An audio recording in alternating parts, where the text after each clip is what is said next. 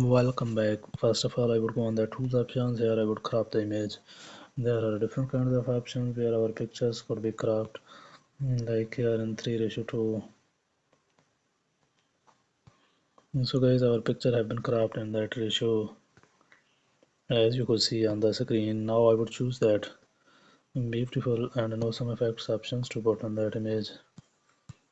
So friends, after doing that, here I would go on that beautiful brushes options to put some of them on the pictures.